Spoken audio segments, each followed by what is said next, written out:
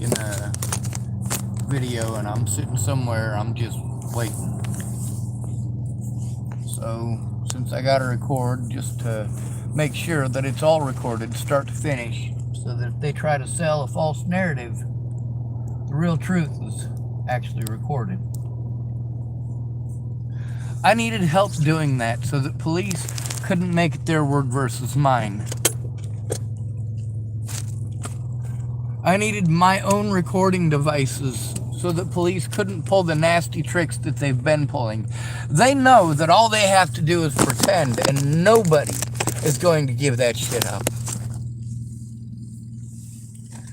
See, it's not just police who help cover for bad cops. It's also hospitals that are an easy tool for them to utilize. How many officers who are rapists just called their victims crazy and got away with it? How many cops who were murderers just called their victim mentally ill and got away with it? How many people have we had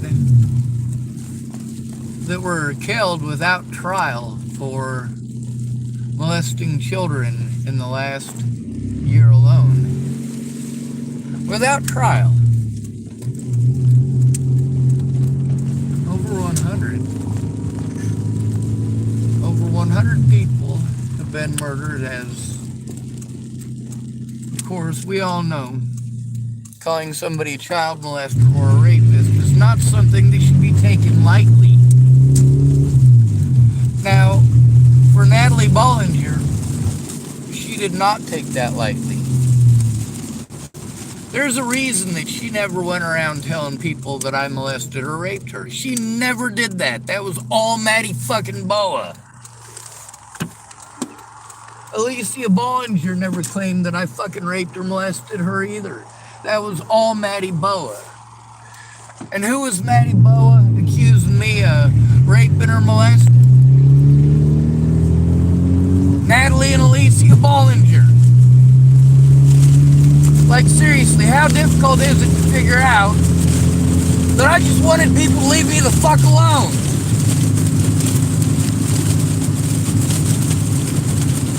Nobody got fucking molested or raped on my fucking watch. You know why? Because I was fucking keeping watch.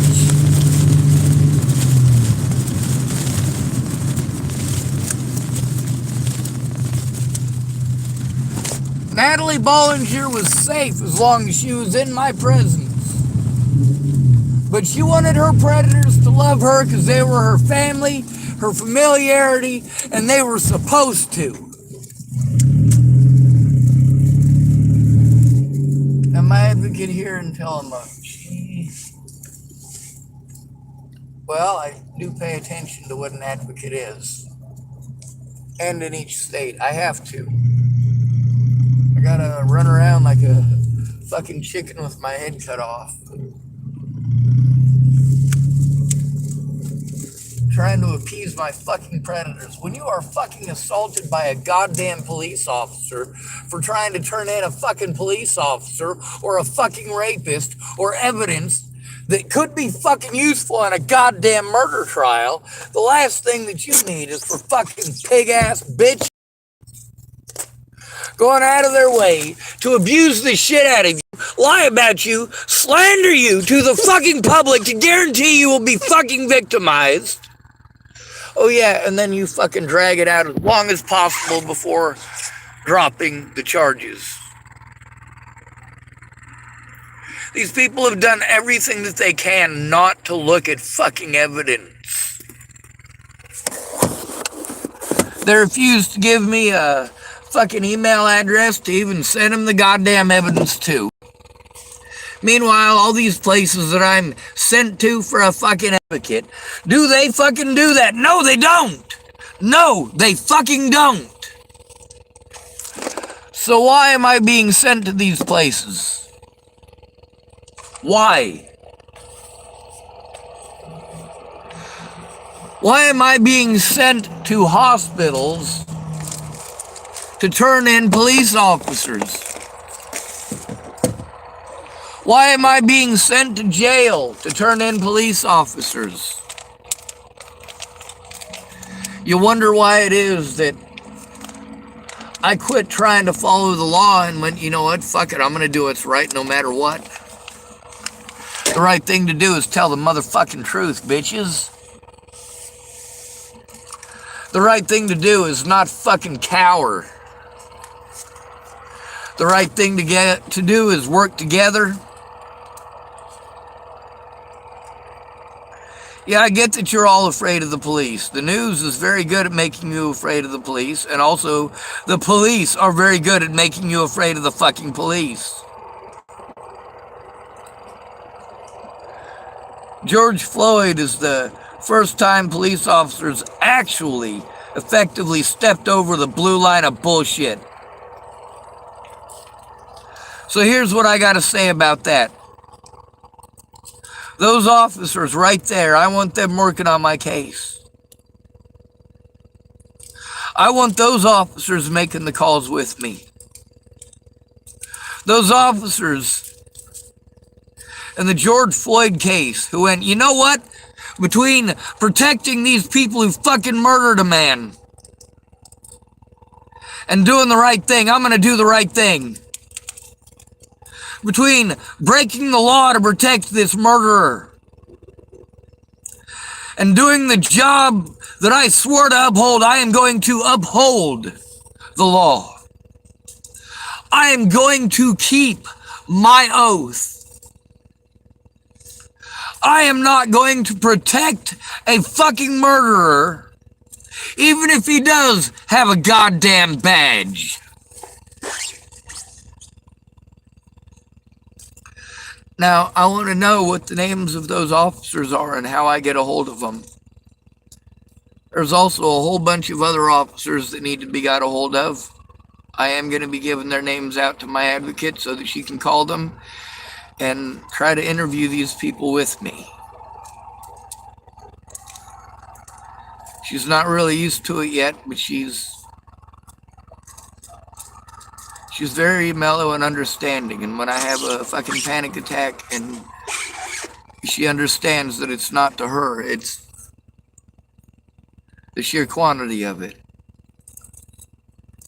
I understand the questions that people are asking and why they're asking them. What I'm asking them to do is to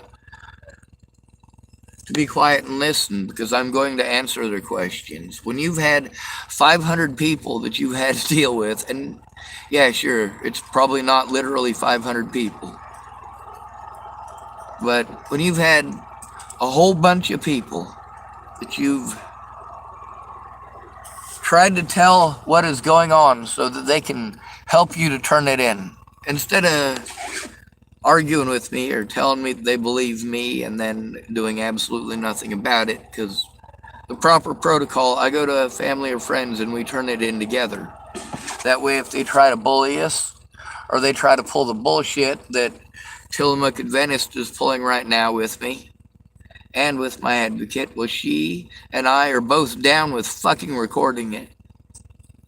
That is absolutely necessary for my safety, and that is what I absolutely required with anybody who is going to try to advocate for me. If there is something that I told them, we need to have access. When they try pretending that I said something I didn't, or when they try pretending that they said something that they didn't, it shows that even though they were supposed to be helping me, they kept making it about them. Imagine if when you were raped, this is for you women out here, this part right here. Those of you women who are raped, some of you actually know what this is like, and I want you to tell whoever is nearby what it's actually like.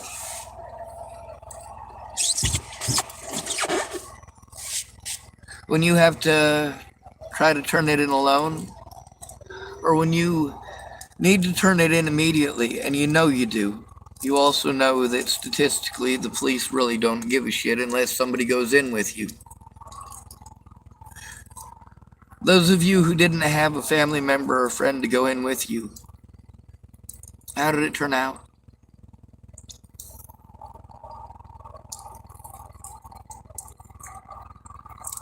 That's right, I already know what you ladies are thinking.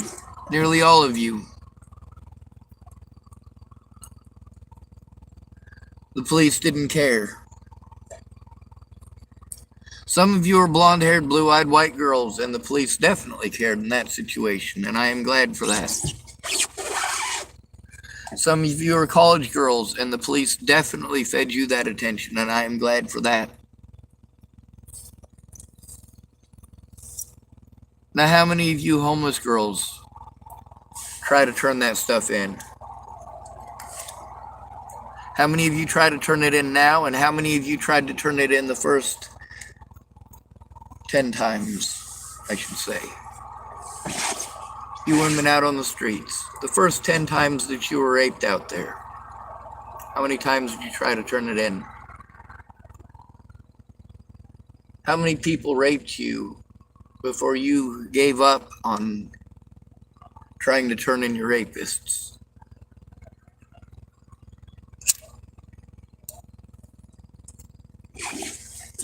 Those of you girls who cut on yourselves, you cut yourselves up and down your arms. I know what those are from. I know the difference between those cuts and the deep ones you put on your legs and on your stomach.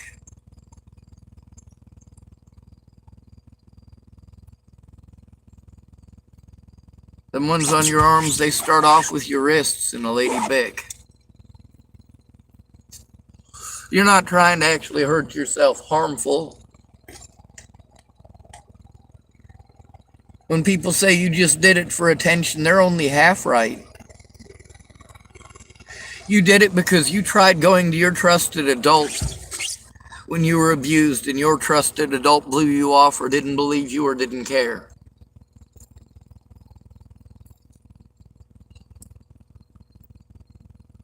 Listening to your mother yell at you about how you're trying to tear the family apart and your father would never do such a thing. You know exactly what I'm talking about. You know goddamn well that you did not cut on yourself because he raped you. You cut on yourself. He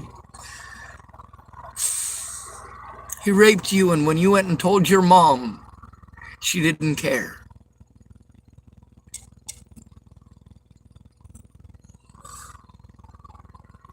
And after that, you figured if you cut on yourself, you could get somebody to pay attention and listen to how desperate it was. You wanted your dad to stop.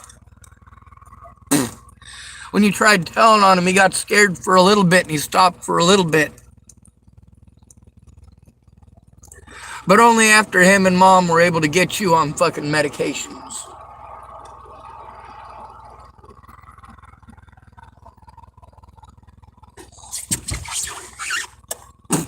After that, you cut a little bit deeper.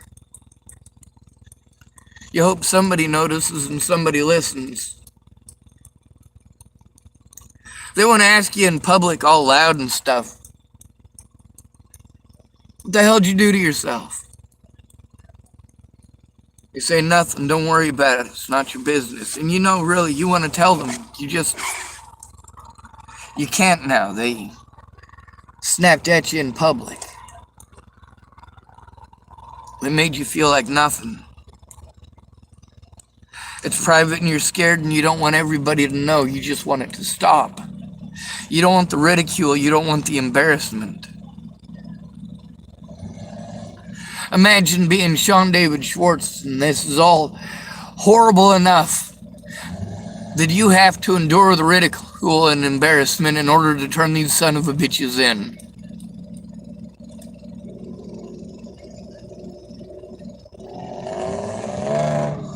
You have to endure their bias, you have to endure their hatred for the mentally ill. That's just the title, by the way. It doesn't actually mean anything. There's no actual diagnosis attached to mentally ill. It is not a mental illness itself. Bipolar disorder is a mental illness. Depression is a mental illness. Depends on the type of depression too, don't it? No? No, it don't. If it's in the DSM-5, they'll call it a mental illness. If you're depressed because your dad just fucking died, you're in a state of crisis. If you loved your dad, or you're young and you're dependent on your father, now you don't have a parent,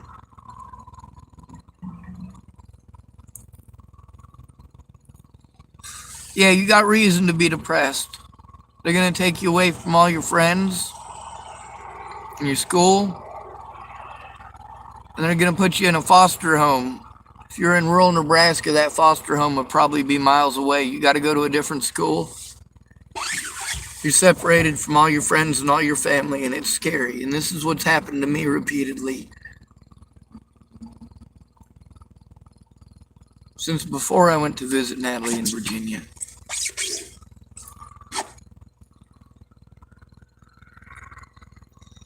My whole life, I've had to deal with people bullying me and then slandering my name, and bullying me and slandering my name. My family are a bunch of druggies, so pretty much everybody that I knew or associated with because of family was on drugs or alcohol.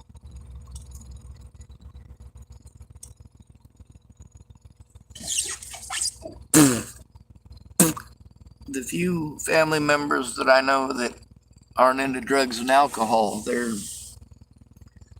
not very bright. My grandma called me an anomaly. I'm not sure if that's an insult or not from her. She died, by the way. You know, no matter how much Natalie Bollinger's friends and family fucking harassed me, none of my friends gave a shit to even hear it. Oh, Sean, if you bring cigarettes, I'll help you. Sean, you know I care about you. Come over and I'll help you. You know, I went over to Miss Peach's, right? And she was going to help me with this stuff. And this was around Christmas of 2016. I was visiting her for the holidays. I was panhandling. I saw Polly Olson out there. She gave me a donut. Krispy Kreme. Matter of fact, she gave me that donut only 3 blocks away from where Natalie Bollinger got her brains blown out. I wonder if anybody will tell Polly Olson that in prison in Nebraska. I wonder if she's still sitting in Garden County Jail. I wonder if they'll do any favors for her because she's a woman and give her a special plea deal.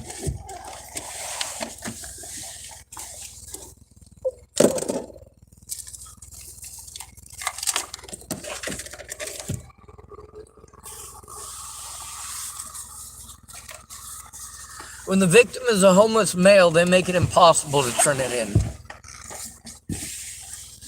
My predators in law enforcement, I'd been speaking out about how they treat the homeless in Boulder for years. I'd been standing up to them for years. The only problem was I needed help getting recording equipment so that we could scare them. When they were breaking the law, they had to be afraid, finally. I was trying to work together with Darren O'Connor to get recording equipment specifically for that purpose. Boy, what a piece of shit he turned out to be. The things that he did to help me, he needs to come forward with in court.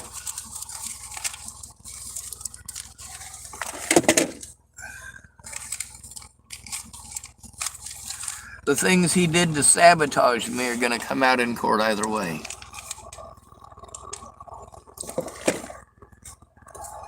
The fact that he's done these things to so many other people is going to come out either way. I saved the evidence of everything. See, regardless of what these people want to say, the evidence establishes the timeline of what they did when they did it, what they said when they said it, and what their motivations were. For me, I got to try to turn in multiple situations of abuse. Not just against myself, but also against others, because these situations against others show how unsafe it is for me to go to the places you keep sending me to. When you send me to a church that's going to do everything that it can to cover for a man who assaults mentally ill women, is that the right way to describe Jamie? No, it's absolutely not. She is severely traumatized. You have no idea how many times she has been hit in the head. She's in the Dalles, Oregon, by the way.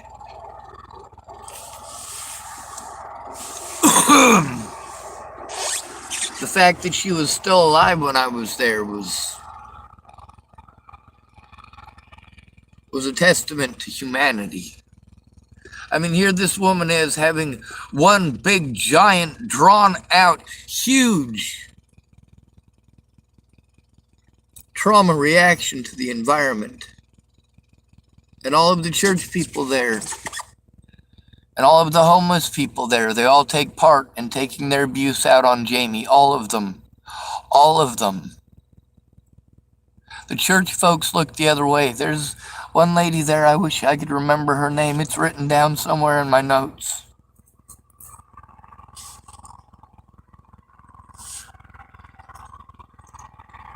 I tried going to her because I know she's a hard woman who genuinely cares. The problem is that when the environment itself is unsafe and that one woman isn't enough to make it safer, we got nothing but fear.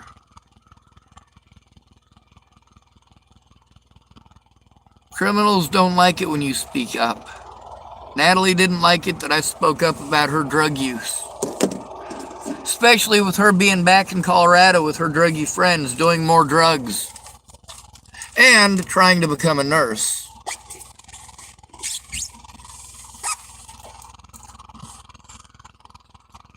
When it comes to addictions, nurses have the highest rate of pharmaceutical addiction in the country.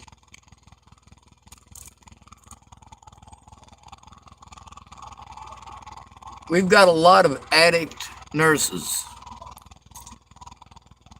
Like Mickey Spencer is a nurse and a meth addict.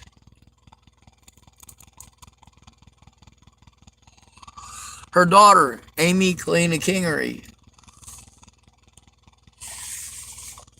also a registered nurse, also a methamphetamines addict and a child abuser.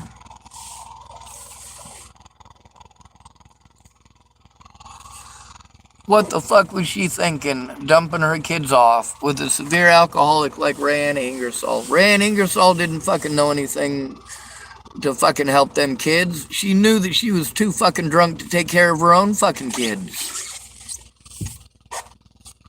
What the hell was Amy Spencer thinking? Sorry, Amy Kalina Kingery.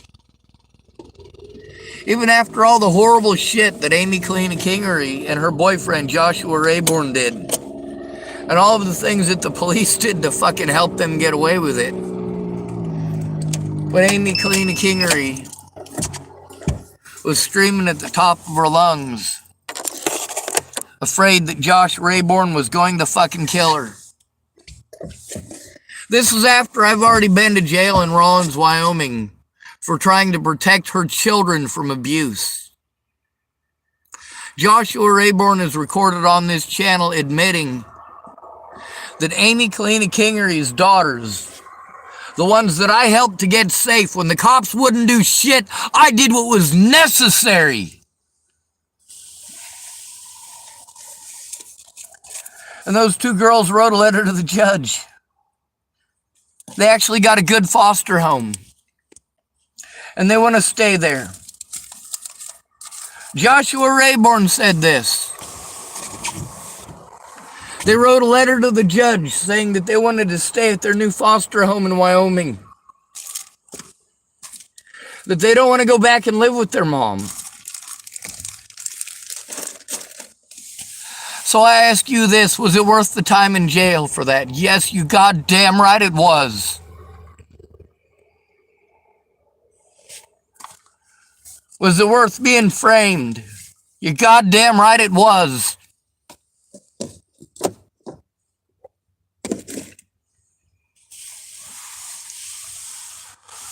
Was it worth being abused by the Rollins Police Department? You goddamn right it was. Was it worth being bullied? Was it worth being assaulted? You goddamn right it was.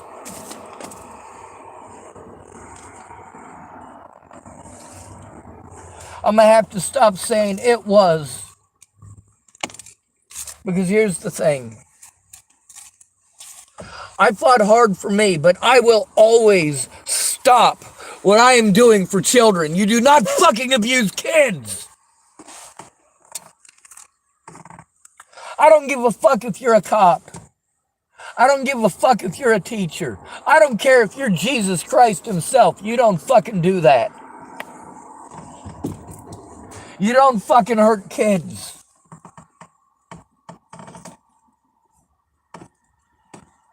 When Sally Treon's daughter got kicked in the face, I was supposed to be there to get help from Sally Treon, but she just couldn't, none of them pay attention to anything.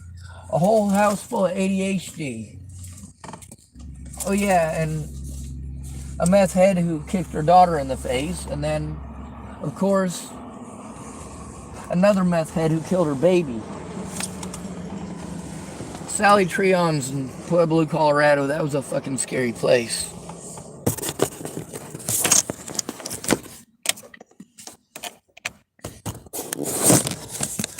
Living with Lanny Engline is pretty scary too, because she thinks she's right no matter what, and she'll fucking yell at you.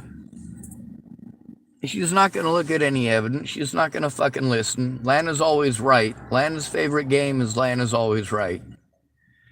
If you don't play Lana's always right, then it's Lana's going to fuck up your life. Lana's going to pass judgment on you and treat you like shit. Oh, fine. That's the way you want to be. Now, my advocate lady, there's a lot that she doesn't know about because there's literally years of this. And she says she believes me, but I do insist that people do look at the evidence so they know that I'm not full of shit and so they can verify I'm telling the truth. So they can know for certain that I'm telling the truth. I don't think she's quite understanding how many times I've gone through this routine. She says that she does. She says that she's been through something similar.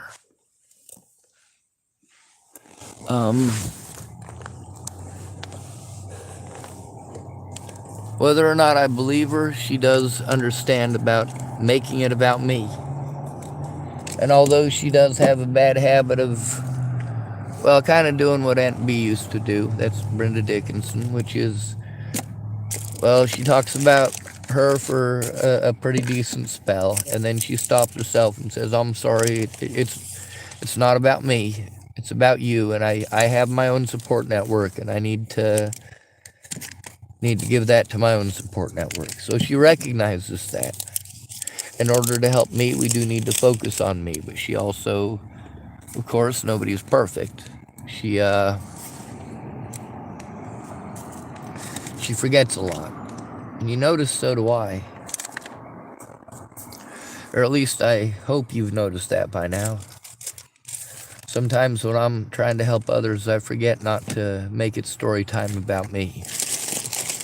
But also, there are times when people have made it story time about them so many times that yes, I do stop and make it story time about me. There are so many people who interrupt me in the middle of what I'm telling them.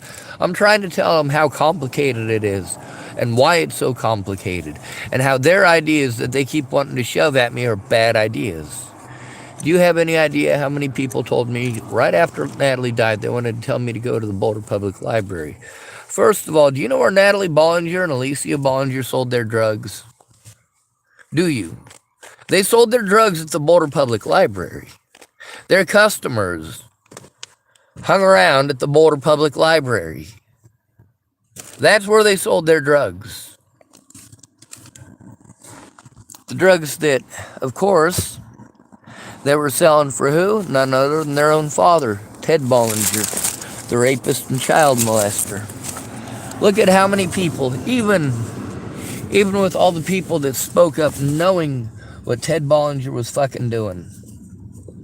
Even with all those people that spoke up, Ted Bollinger was still able to get more meth, more guns, and walk free repeatedly. Multiple situations of meth use. Busted with meth. How many times have I ever been busted with meth? Well, that would be a grand total of it's never happened.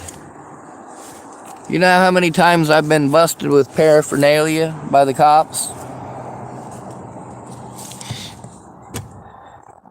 You know, it's kind of hard to get busted with paraphernalia when you don't smoke.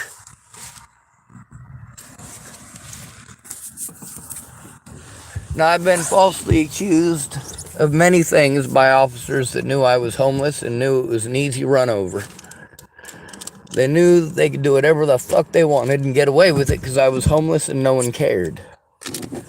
No matter what happened to me, I was told that it was my fault. Like, of course, with Phil McPhee ripping me off with all that money. Him and, who was it? Him and Jeremiah Jensen and, what was Dirt's real name? Christopher Burns. Now, in order for me to not freeze to death,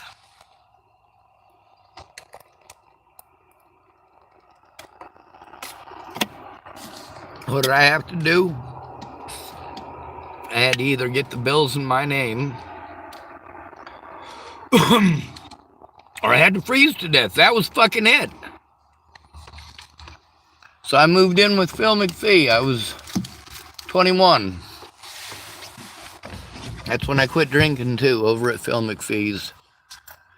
It was New Year's Eve, and it was a whole bottle of Jose Cuervo, and no, never again.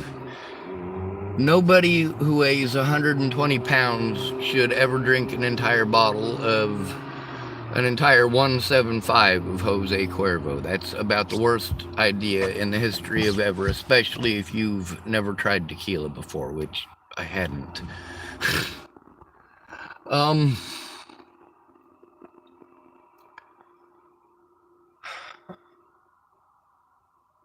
I told the truth, and a lot of people were angry that I told the truth.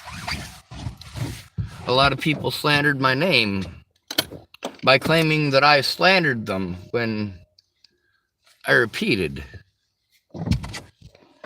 See, you guys who want to get angry at me and throw it in my face that you helped me, the police said that nobody helped me. Matter of fact, they outright claimed that I never tried to get help. Now, all of you that I went to for help before Natalie died, I want you to think to yourself, there's a lot of you that I went to. When you told me to go talk to one of my friends about it, that friend is the one I went and talked to about it. When you told me to go talk to the cops, I went and talked to the cops. When you told me to go to a therapist, I literally went to a therapist. It ain't therapy! Well, first I need the abuse to stop. Which means I need to be allowed to show my side. And I have literally never been allowed to do that.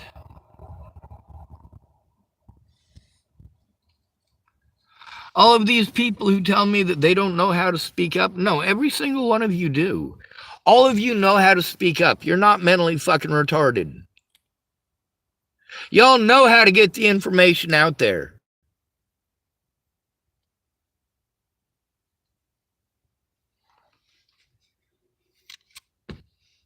There's a lot of people that I used to believe in. Some of them I almost even trusted.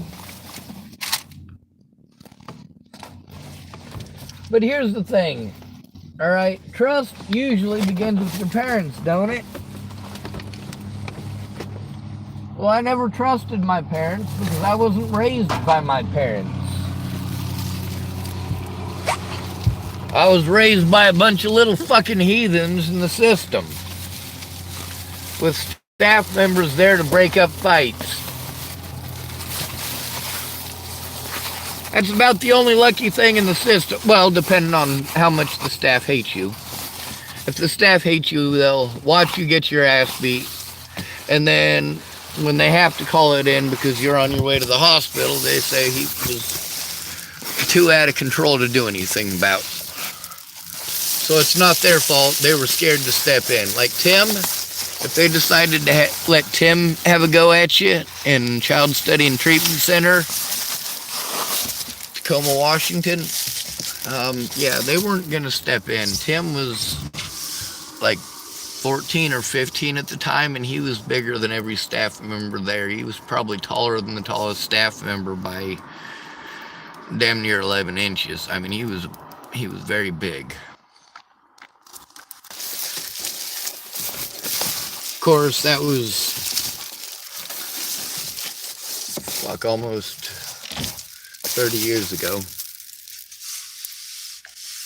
I would have been about 13 or 14 at the time.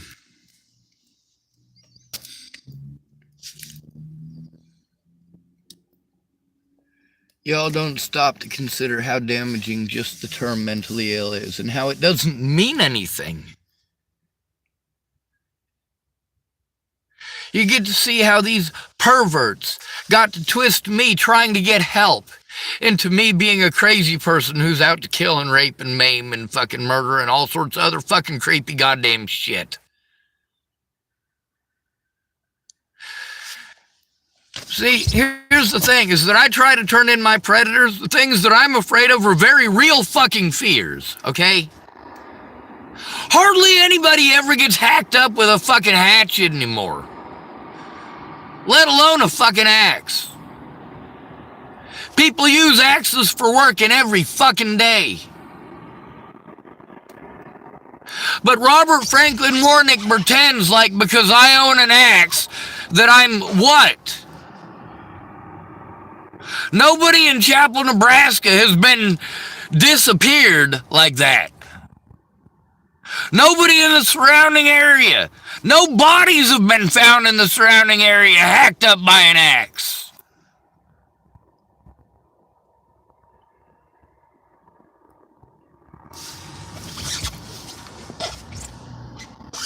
I wasn't chasing people with an axe. I wasn't swinging it at people.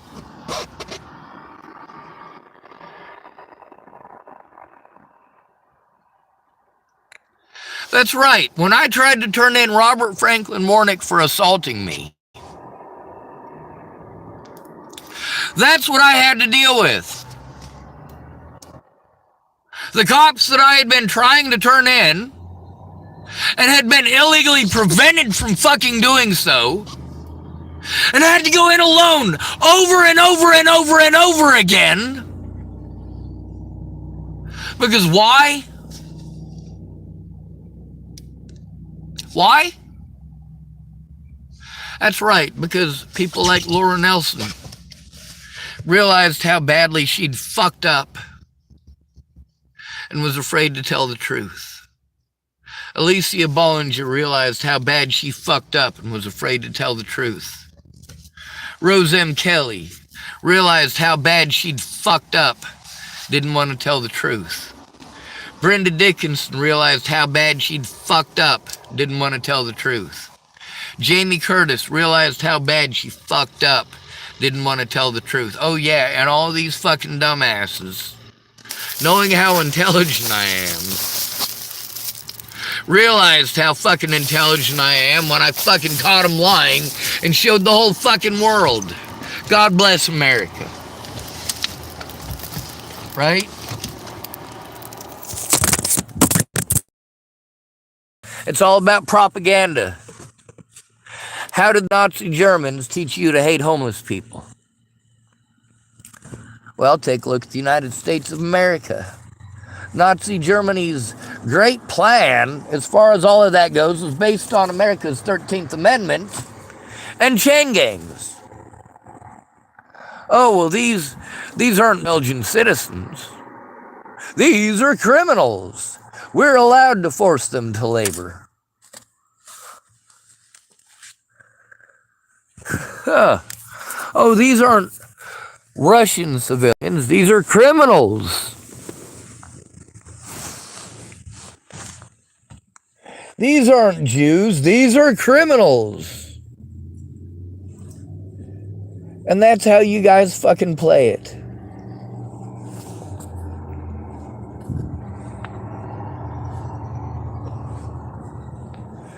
The fact is, every step of the way, all of the evidence that showed my innocence also would have put these officers in prison. It would have put my public pretenders in prison, and it would have put several judges in prison.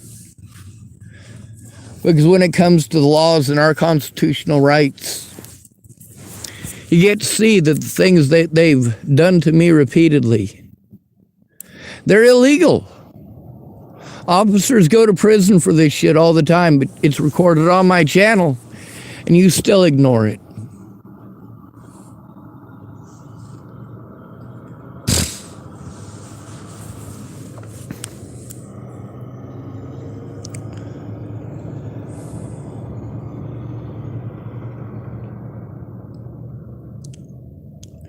It took me a couple hours to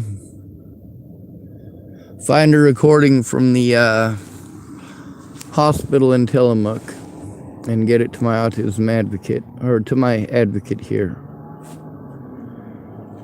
That's what I have to call her. She's a different kind of advocate. She is acting as a friend or family member.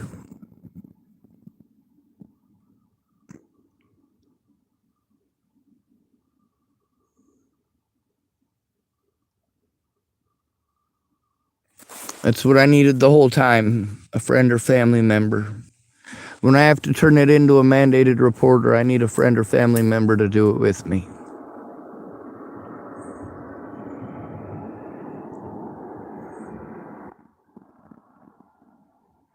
The local services are no good. I need to go to somewhere other than Tillamook County. I need to speak with people who don't know these folks here in Tillamook. People who don't already have an attachment. See, that's the thing about having to go to Scott DaCosta about his deputies. He's already got an attachment. When I have to go to his deputies or to Leslie Snell to try to turn him in, that's not acceptable.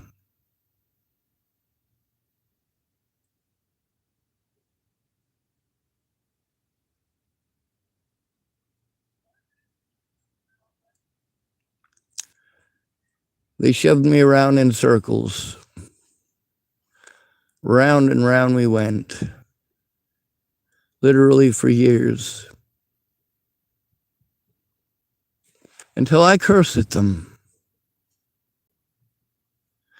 And then they pretend that I've been an evil person the entire time.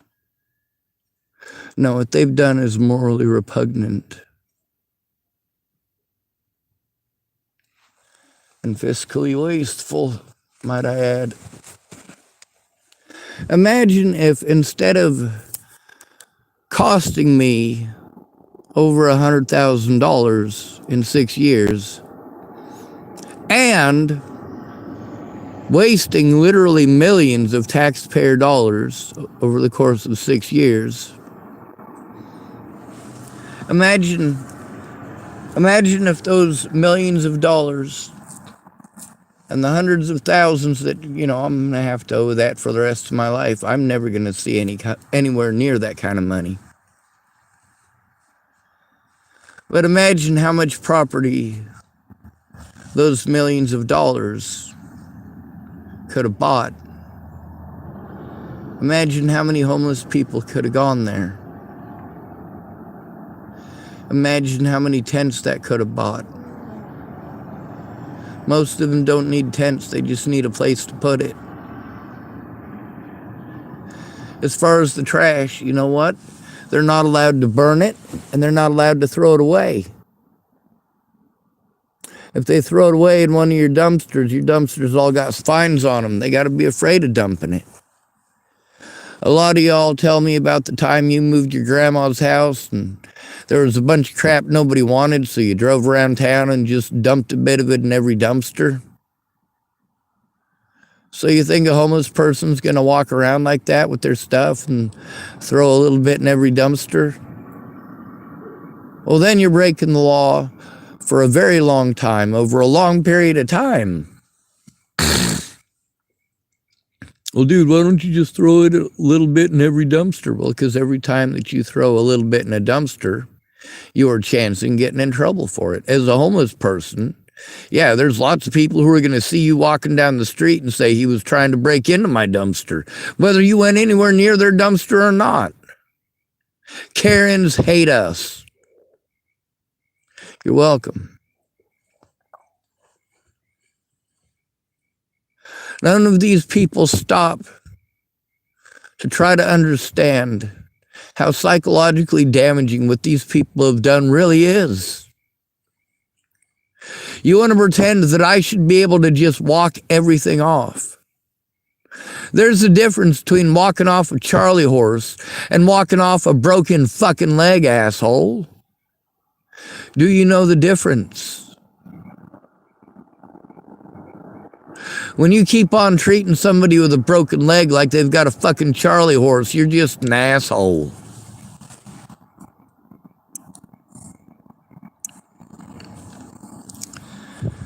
Now, this advocate lady, she says, well, we got to start over from the beginning. I said, yeah, I know. I keep having to start over from the beginning. That's the problem. People say, well, why didn't you do this? And why didn't you do that? Why didn't you call this place? Why didn't you call that place? Why are you assuming I didn't write it down?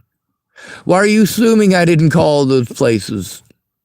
Not only did I write it down, I recorded the actual calls to those places. Oh. Yeah, that's right. That's what the fucking lawyers told me to do. Go to my friends and family and fucking turn it in.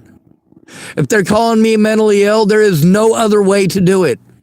Friends and family first. Where were mine? Oh yeah, they were busy talking over me. Fucking dumbasses.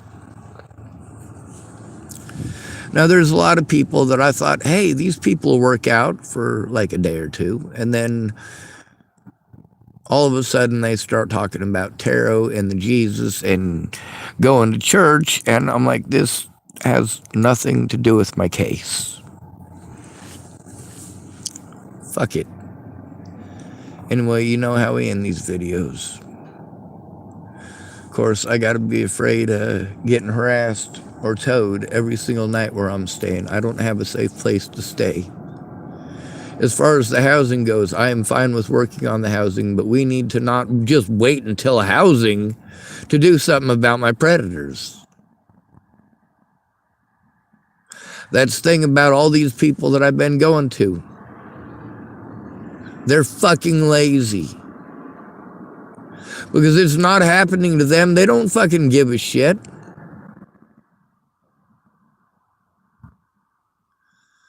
None of these people want to stand up to the cops because none of these people want to lose their government funding.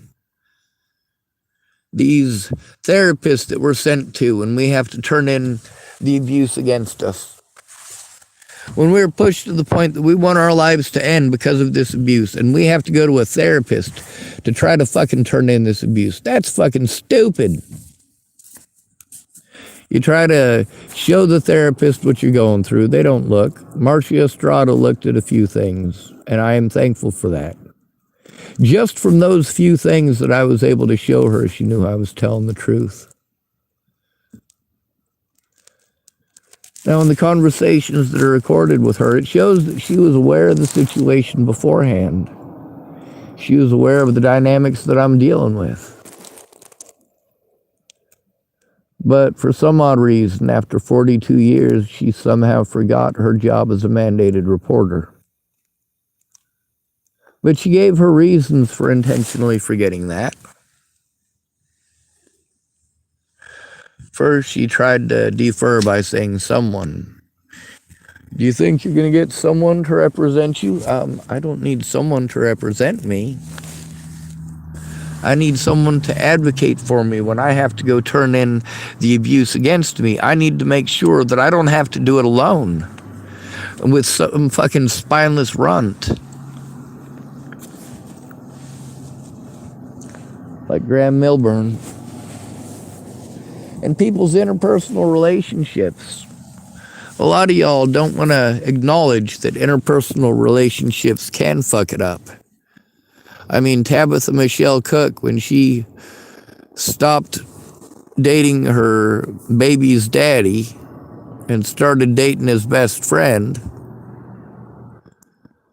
well, personally, I like Graham better than I like Josh. Joshua Eichelberger's an asshole. He's also the father of a few of Tabitha Michelle Cook's kids. He's also an alcoholic. He was also yelling at 2 3-year-olds that they were cunts. By the way, I've got the recordings with Tabitha Michelle Cook where she actually was yelling about those poor girls getting called cunts. She said, I saw that and I realized you were talking about Josh immediately. I knew immediately who you were talking about. And yeah, she did know immediately who I was talking about because she was there the morning that he was yelling at those 2 3-year-old girls that they were cunts.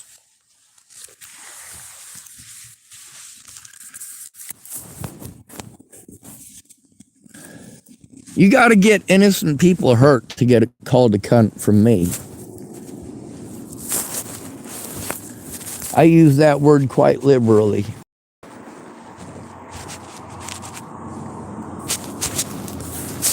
Only one of 2 things happened with the people that I went to for help and the people that offered to help me. Either A, they were gassing me, or B, they should have spoken up to the police with me. All these people, the things that they claimed, I told them, hey, if you go in alone, you're going to get blown off. And these people wanted to tell me later on, oh, Sean, I tried and I was blown off. Well, yeah, I knew that you would be. Oh, they said this and they said that. And yeah, they do that. I told you they would.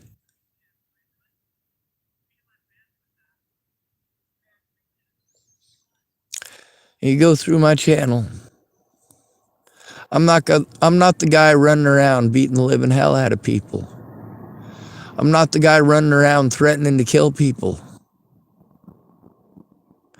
I'm the guy protecting people in my environment because that helps to make it safe for me too. When there's somebody like that guy who beat on Jamie and you want to tell me to mind my business and look the other way, no. Jamie isn't the only person that I saw him pull that stuff with or to bully with that.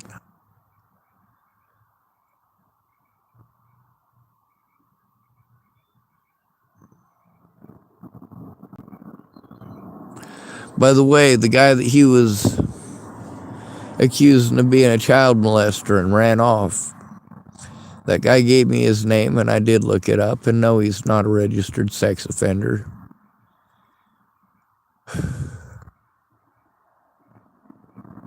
That guy who hit Jamie was just looking for excuses to dominate people. Like Lanny Ingline, but different. See, he does it through physical strength and intimidation. Whereas Lanny Ingline does it through manipulation and intimidation. You know what they're doing at that homeless lot up there? They're treating it like a prison yard. They're running it like a prison yard. And the folks we're supposed to go to for help about that. You know what's the most fucked up about it? Those people we're supposed to go to about help, that's where they're sending us for help. Hey, you need to go down to the St. John's over there. Yeah, that's where you'll get the help you need. No, I won't. You blow me off for the help that I need. You pawn me off on others. I've had 6 years of this. Now, this advocate lady has gone through over a week of getting blown off by people just over the assault at the hospital on January 28th.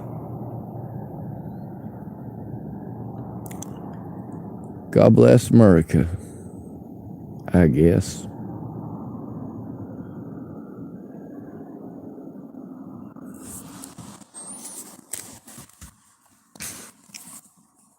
I didn't ask for this. I didn't choose this. What I chose is to be honest, righteous, and just. What I chose is to protect my loved ones. I protected Amy Kalina Kingery's daughters from Ran Ingersoll. I did everything that I could to try to get those two girls safe, and God damn it, I did a great job.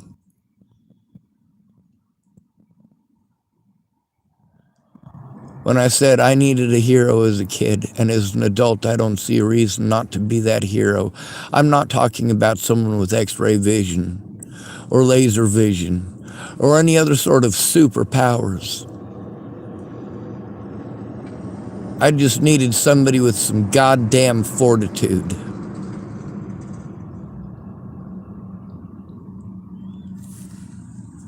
Turns out them don't exist anymore.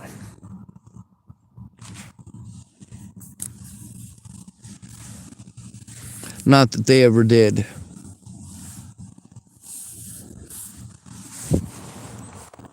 A lot of people said, oh, I can handle it, Sean. I told him, hey, you know what? Before you try getting involved, I got to tell you, people will threaten to kill you. They've been threatening to kill me and threatening to kill my family. Oh, Sean, I can handle it. A week later, Sean, I can't fucking handle it. They're threatening to kill me and they're threatening to kill my kids. Jesus fucking Christ.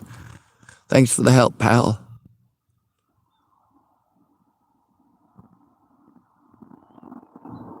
This shit is not fucking okay.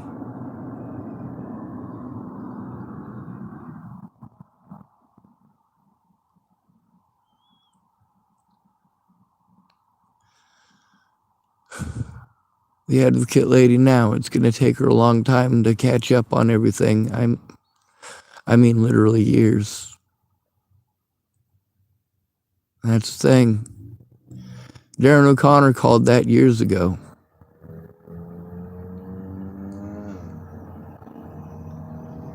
I asked him why he didn't tell Tony Kovaleski my name when he was talking about the other victims of Wayland Lolatai.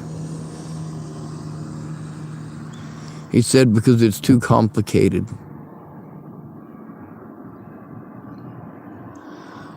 Lawyers want an easy in and out, open and shut case. They want everything to be clear cut. See, that's the thing, is that Darren and O'Connor and I, we'd been trying to get video equipment, or at least that's what I thought.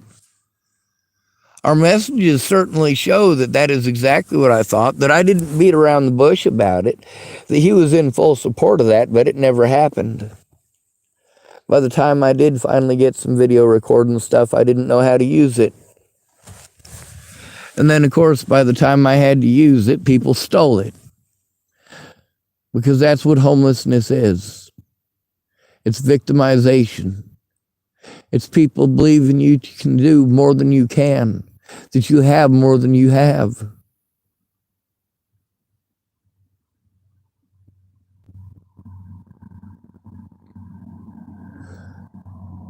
Most people didn't take advantage of me because they hated me.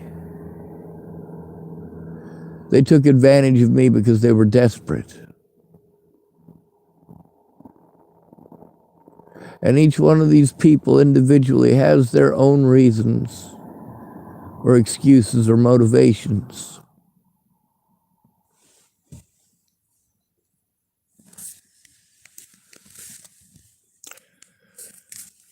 They need to assign an investigator to come sit with me and my evidence. You have no idea how many times I've tried to get myself locked up permanently because people were telling me that folks was threatening to kill them and their families. People I love and care about, even if they did throw me away. But if people were not threatening to kill their friends and families like they claimed,